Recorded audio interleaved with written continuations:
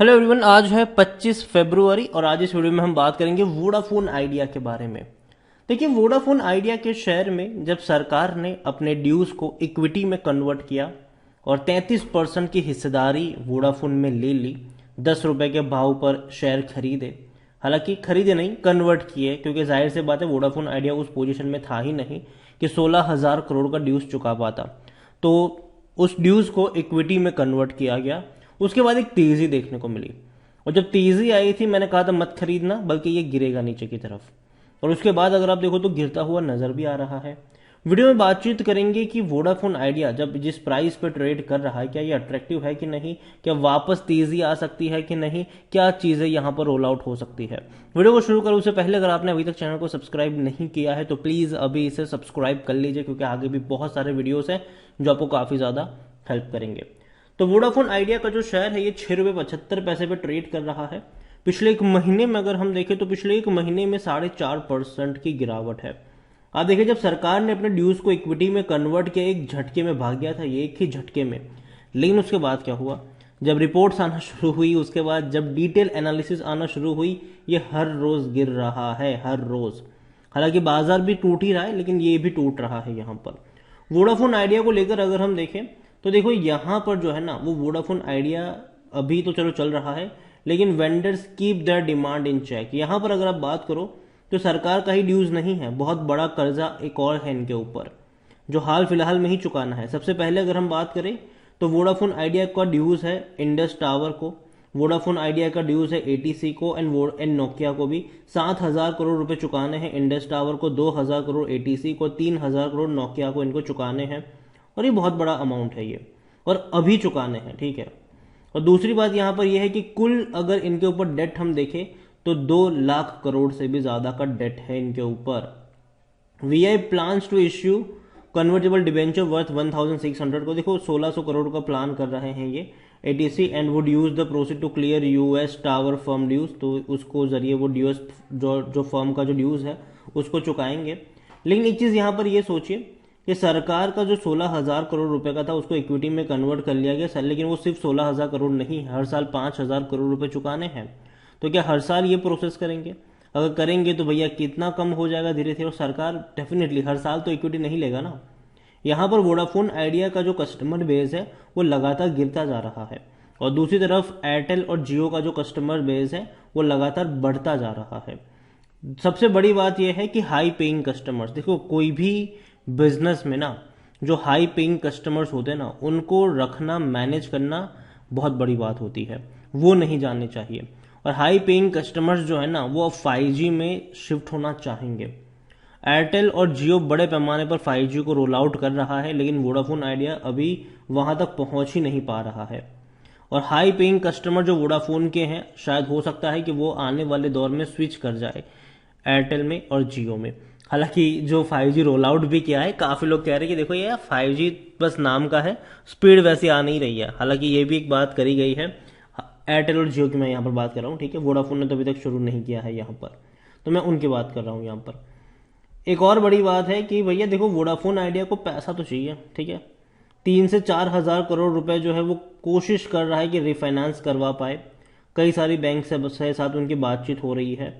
Banks ने already बहुत सारा कर्जा दे के रखा है और दिक्कत में है ये कंपनियां, तो बैंक्स भी और ज्यादा एडिशनल रिस्क लेगी कि नहीं पैसा देकर, वो भी देखना रहेगा यहाँ पर। वोडाफोन को लेकर अगर देखा जाए तो लार्ज कैप कंपनी है, 33,000 करोड़ के आसपास का इसका मार्केट कैप वॉल्यूम देखे तो 3.5 करोड़ से भी ज्यादा का रहा है। बीएससी में और एनएससी में 13.5 करोड़, मतलब बड़ी क्वांटिटी में शेयर अभी ट्रेड तो हो रहे हैं। प्रॉब्लम क्या है, कंपनी क्वार्टरली 8,000 करोड़ का लॉस कर रही है दिसंबर क्वार्टर में, ठीक है। अगर रिफाइनेंस करवा भी लेते हैं 3-4 हजार करोड़ का तो भी कुछ होने वाला है नहीं। ये इनका भैया 1.5-2 महीने का वर्किंग कैपिटल है, तो प्रॉब्लम है, ठीक है, समझना होगा ये। और जो अगर पैसा रेज भी करेंगे ना तो सीधा चला जाएगा कर्जे को चुकाने के लिए, तो कहां पर बिजनेस एक्सपांशन में जाएगा, कुछ नहीं जाएगा यहां पर। तो एक प्रॉब्लम है, बहुत बड़े डेट ट्रैप में कह सको कि ये फंस चुकी है। देखो सरकार अपने 16,000 करोड़, अब काफी लोग यहां पर ये कह रहे हैं कि सरकार ने 33% की इक्विटी खरीदी हुई है। यहां पर तो मैं अगेन कह दूं, सरकार ने खरीदी नहीं है, सरकार को चिपकाई गई है यहां पर।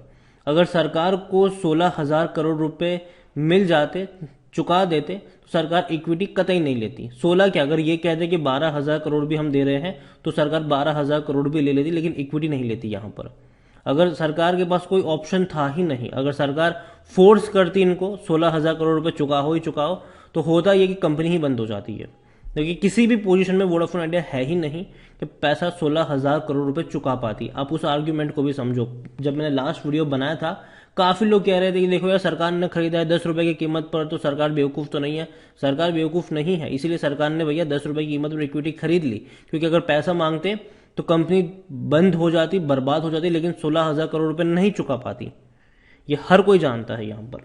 अगर वोडाफोन आइडिया को लेकर हम देखें तो वोडाफोन आइडिया में जो according to Moneycontrol user बेचने की सलाह कोई भी नहीं दे रहा है। मैं भी नहीं दूंगा अभी इस प्राइस पर, क्योंकि मुझे लगता है कि यार अभी ये न्यूज बेट पे चलेगा। ठीक है, अगर मान लो कि कल को कोई खबर आ गई कि वोडाफोन आइडिया ने भैया बैंक से थोड़ा सा रीफाइनेंस कर लिया है या फिर बैंक से थोड़ा सा और पैसा जुटा लिया है, तो शॉर्ट टर्म के लिए ऐसा होगा कि जो शेयर अभी आपको ट्रेड करता नजर आ रहा है 7 रुपए के आसपास, वो 8 8.5 पे चला जाएगा, लेकिन वापस वो गिर के नीचे भी आ जाएगा। ठीक है, तो यहां पर उछाल में निकलना चाहिए। ठीक है, नीचे के लेवल पर नहीं निकलना चाहिए। जो उछाल आएगा यहां पर, वहां पर आप देखिए कि एग्जिट कर पाओ।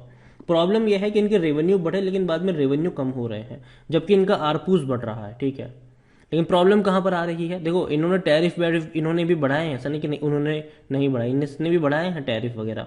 लेकिन जब यूजर ही छोड़ के जा रहे हैं, जो पहले 100 लोग जितना पैसा दे रहे थे, आज सिर्फ 70 लोग पैसा दे रहे हैं। भले ही थोड़ा 1-2 रुपए ज्यादा दे रहे हो, लेकिन 70 लोग दे रहे हैं। तो जाहिर सी बात है, एवरेज अगर आप नंबर देखते हो तो रेवेन्यू कम नजर आते हैं उसकी वजह से। जहां तक बात करेंगे प्रॉफिट्स की, तो लगातार लॉस में है, अभी भी लॉस में है और बड़े लॉस में है कंपनी। वोडाफोन आइडिया के बारे में देखा जाए तो कोई भी एनालिस्ट खरीदारी करने की बात नहीं कर रहा है। होल्डिंग को लेकर अगर हम देखें तो अब यहां पर होल्डिंग में बहुत बड़ा चेंज आ चुका है। 49.92% की होल्डिंग है वोडाफोन ग्रुप के पास और आदित्य बिरला ग्रुप के पास, दोनों का मिलाकर यह कंबाइन है। 0.51% है म्यूचुअल फंड के पास, 0.17% है डोमेस्टिक के पास, 2.42% है एफआईएल्स के पास, और सब ने बिकवाली करी है, चाहे म्यूचुअल फंड हो, डोमेस्टिक हो या एफआईएल्स हो। यहाँ पर ज्यादातर होल्डिंग जो आई है वो किन के पास आई है? अदर पार्टीज, जिसमें सरकार भी एक बहुत बड़ा रोल यहाँ पर है। तो 46.98% की जो होल्डिंग है, जिनमें से रिटेल इन्वेस्टर 4.66% की होल्डिंग लेकर बैठे हैं। अदर पार्टीज 42.32%, जिसमें से सरकार है ऑलमोस्ट 33% के आसपास। ओवरऑल वोडाफोन आइडिया को लेकर मैं कहूंगा कि देखो, आने वाले दौर में मैं उम्मीद करता हूं कि एटलीस्ट कुछ खबरें आए यहाँ पर कि भाई साहब यहां से पैसा आ रहा है, यहां से आ रहा है, और अगर ऐसे में उछाल आता है तो वो उछाल होगा, अगर आप फंसे हो यहां पर खरीदारी कर कर, तो वो एग्जिट करने के लिए होगा। ठीक है, लेकिन लोग पता है क्या करेंगे? जब भी कोई पॉजिटिव खबर आ जाती है ना, लोग खरीदारी करने लग जाते हैं यहां पर।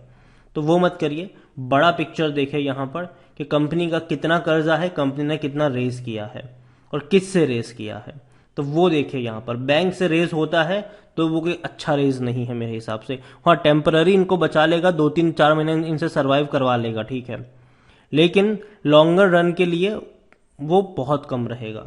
तो यही मैं आपसे कहूंगा कि थोड़ा सा संभल के निवेश करिएगा, अगर आप कर भी रहे हैं यहाँ पर, और सब कुछ न्यूज़ पर भी ट्रेड करेगा।